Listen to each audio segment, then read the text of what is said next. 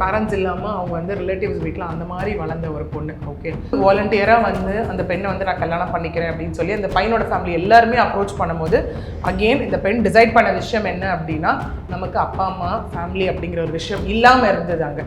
So நம்ம புதுசாக ஒரு ஃபேமிலிக்குள்ளே போக போகிறோம், ஒரு சேல் பண்ணலான்ற மாதிரி இருக்கும் ஒரு பர்டிகுலர் ப்ராப்பர்ட்டியை. அதுக்கு நீங்களே அமௌண்ட் கொடுத்துட்டு உங்கள் பேரில் ரெஜிஸ்டர் பண்ணிக்கோமா.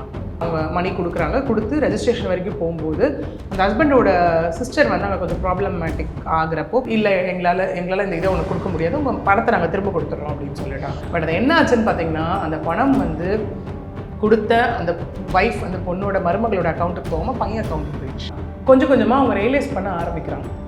அதாவது மேரேஜுக்கு முன்னாடி இருந்த அந்த பர்சனும் மேரேஜுக்கு முன்னாடி இருந்த அந்த மாமனார் மாமியாரும் மேரேஜுக்கு அப்புறம் கிடையாது அப்படிங்கிற ஒரு விஷயம் மாட்டார். இது வரைக்கும் கல்யாணமான நாள்லேருந்து ஒய்ஃப்காக ஒரு விஷயம் செஞ்சதில்லை.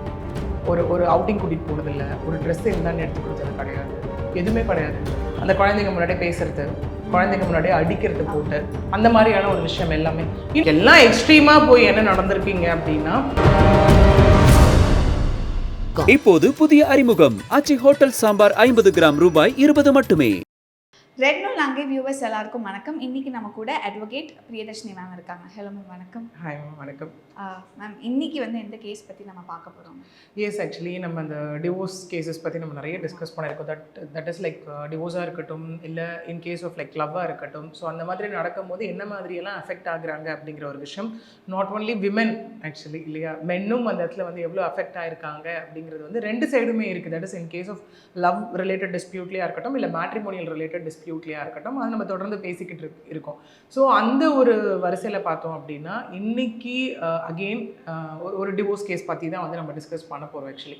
ஸோ இந்த மாதிரி ஒரு விஷயம் நடக்கும்போது அவங்க அடுத்தது என்ன பண்ணணும் அப்படிங்கிறது தான் விஷயம். ஏன்னா நிறைய பேர் என்ன ஆகும் அப்படின்னா, அவங்க வந்து ஒரு ப்ரொஃபஷனல் லைஃப்பில் எவ்வளோ போல்டாக எவ்வளோ விஷயத்த வந்து அவங்க சாதிச்சாலும் பண்ணிட்டு இருந்தாலும் அந்த பர்சனல் லைஃப் அப்படின்னு வரும்போது அந்த கமிட்மெண்ட்குள்ளே போகிறாங்க அப்படின்னும் போது அந்த இடத்துல சொசைட்டியை யோசித்து வெளியில் வரவங்க கொஞ்சம் பேர் தான்.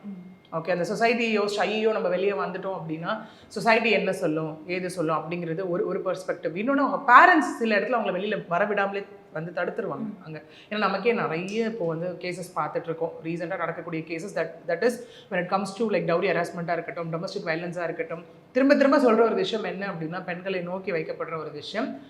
ஓகே, இப்போ தானே கல்யாணம் ஆயிருக்கு, சரியாயிடும் அப்படிங்கிற ஒரு கான்செப்ட் இருக்குது. ஓகே, அதுக்கப்புறம் தாண்டி போச்சு அப்படின்னா இன்னொரு 2-3 வருஷம் ஆனால் சரியாயிடும்ன்ற ஒரு விஷயம்.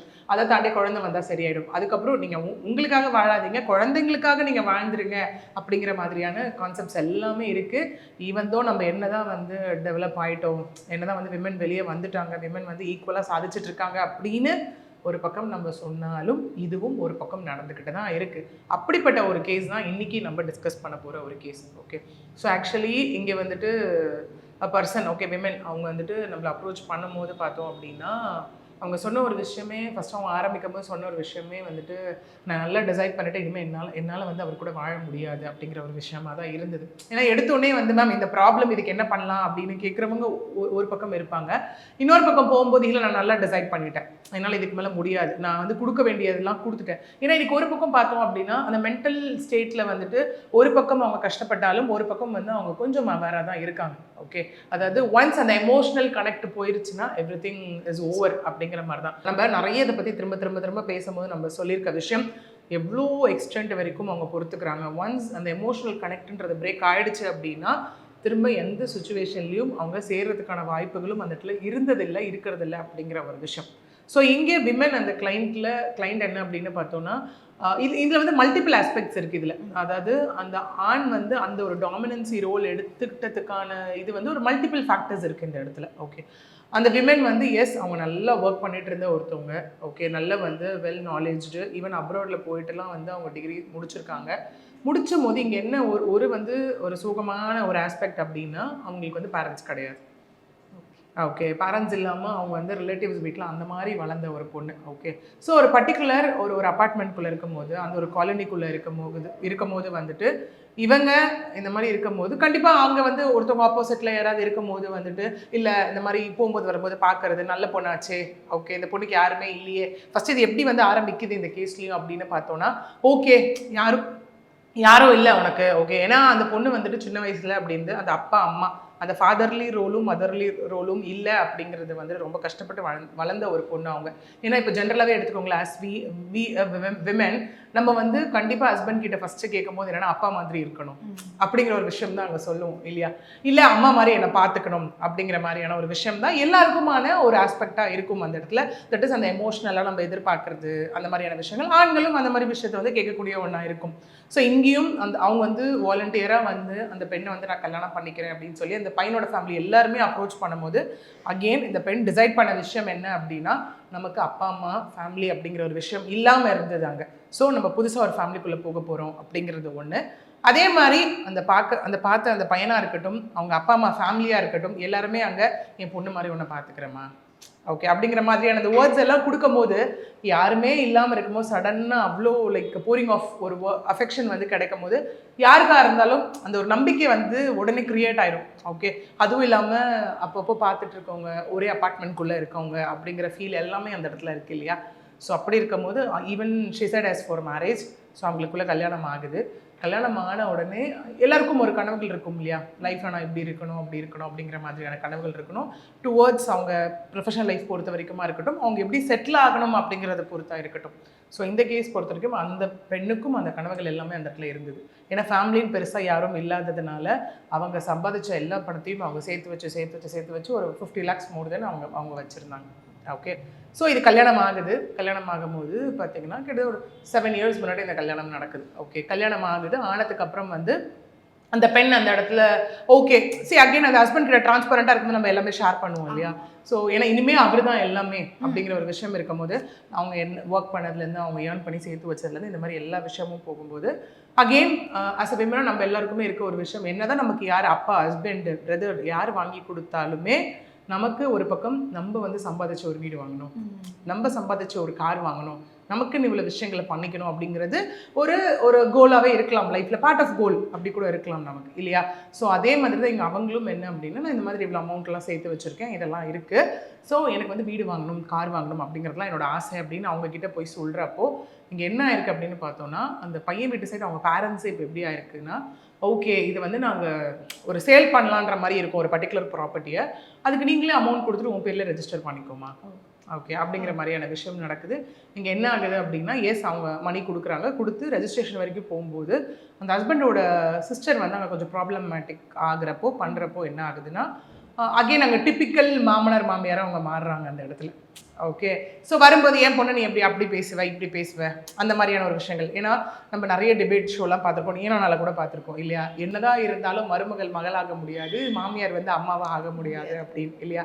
இங்கே ஒருத்தர் ஒழுங்காக இருந்தாலும் ஒருத்தர் நடந்துக்கிறத பொறுத்து எல்லாமே மாறுற ஃபேமிலிஸும் அந்த இடத்துல இருக்குது. நான் அம்மா மாதிரி அவங்கள பார்த்தேன், ஆனால் அவங்க என்ன மருமகளாக தான் பார்த்தாங்க அப்படின்னு இருக்கும்போது ஆட்டோமேட்டிக்காக இங்கே அந்த பெண்ணுக்கு என்ன ஆகும் அப்படின்னா, இந்த அஃபெக்ஷனை கொட்டி திரும்ப வந்து அவங்களுக்கு எல்லாமே நெகட்டிவாக கிடைக்கும் போது ஒரு கட்டத்துக்கு மேலே அவங்களும் மாறிடுவாங்க இல்லையா. நம்ம என்ன உண்மையாக இருந்து அவங்களுக்கு என்ன அஃபெக்ஷன் காமிச்சு நமக்கு என்ன பேசாமல் நம்ம ஒதுங்கி நின்றுடுவோம்னு ஒரு கேட்டகரி ஒதுங்கி நின்றுவாங்க.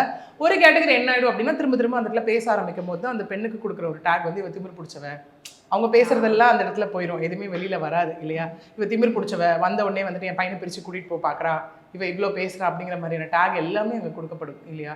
அதே மாதிரி தான் இந்த கேஸ்லேயும் அந்த மாதிரி ப்ராப்ளம் ஆகும்போது இவங்க என்ன சொல்லிட்டாங்கன்னா, அந்த பொண்ணு பிரச்சனை பண்ணுற இது பண்ணும்போது இல்லை எங்களால் இந்த இதை உனக்கு கொடுக்க முடியாது, உங்கள் பணத்தை நாங்கள் திரும்ப கொடுத்துட்றோம் அப்படின்னு சொல்லிட்டாங்க.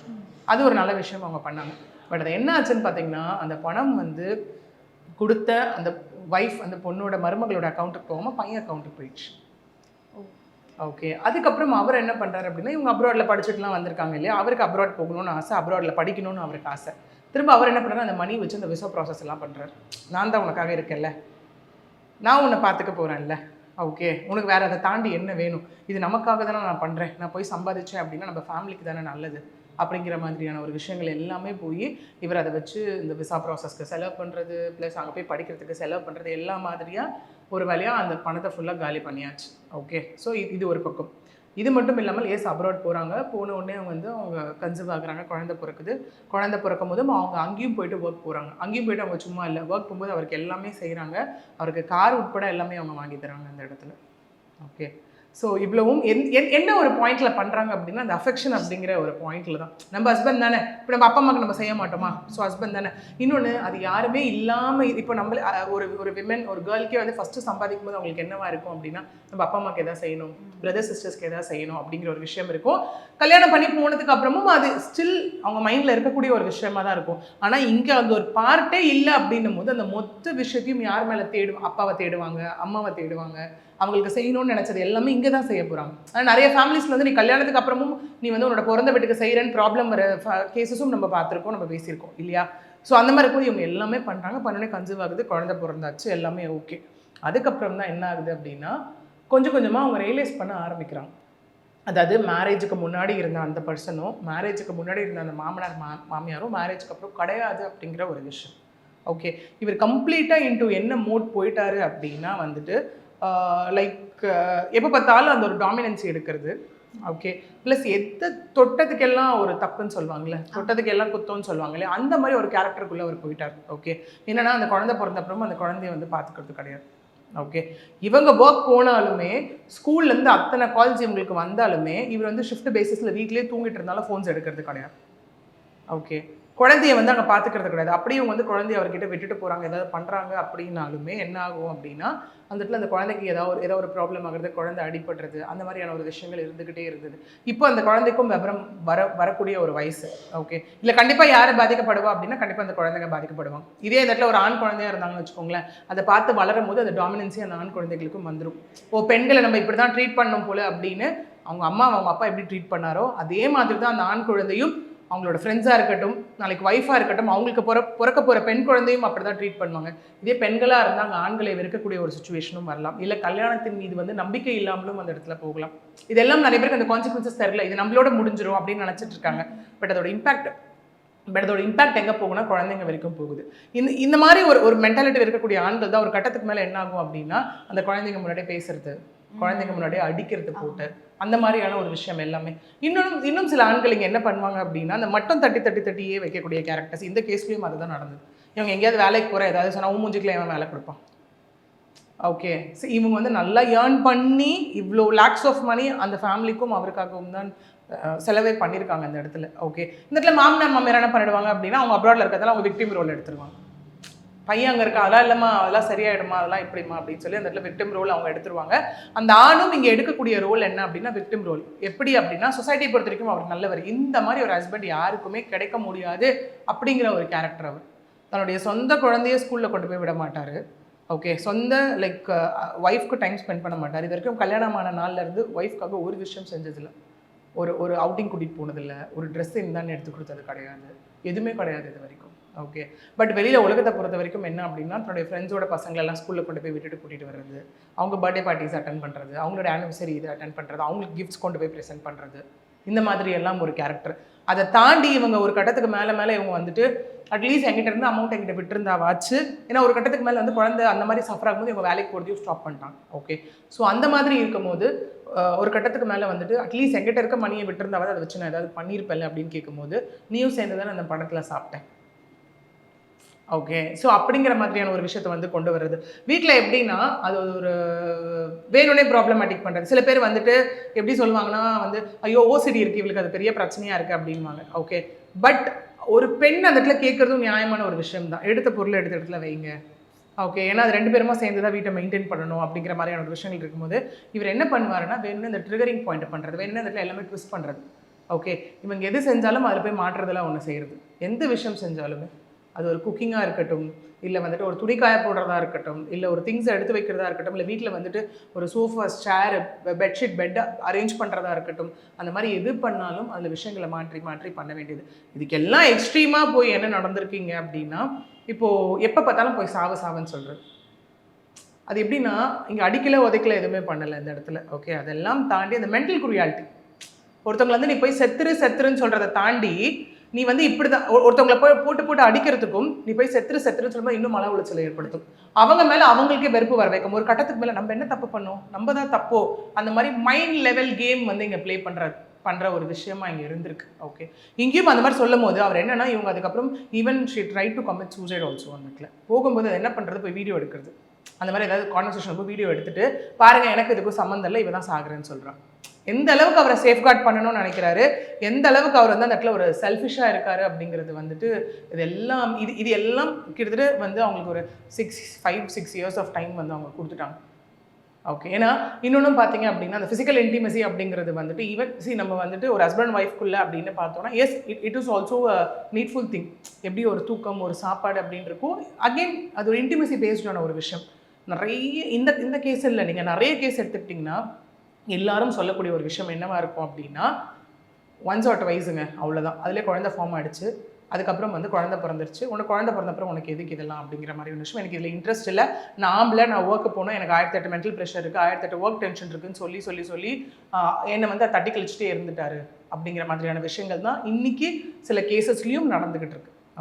இந்த இடத்துல பார்த்தோம் அப்படின்னா அகெயின் இப்போ என்ன நடந்துச்சு அப்படின்னா ஒரு பெண்ணுக்கு அகெயின் என்ன அப்படின்னா ஒரு கான்ஃபிடன்ஸ் தேவை இல்லையா.